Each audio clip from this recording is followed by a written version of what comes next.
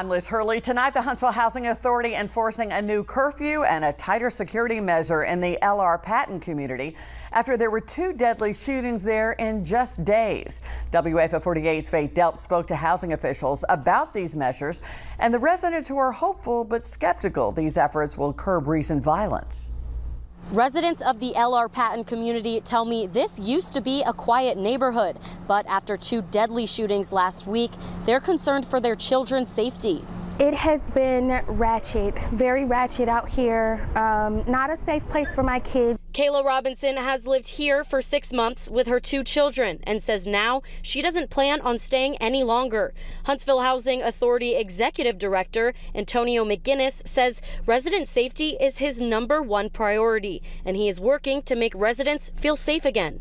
He says there will be greater police presence in the neighborhood for as long as they need it, and he is reviewing the community's lighting and security. There's also a new temporary curfew being enforced.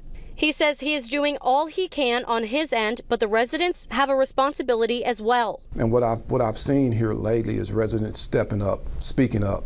If they see something, they're saying something, and that's going to help us eliminate some of the bad activity that's happening in the neighborhood. Nick Hall has lived here for 2 years with his kids. He says it used to be quiet, and he hopes these new security measures help. But with the increase in violence recently, he is skeptical.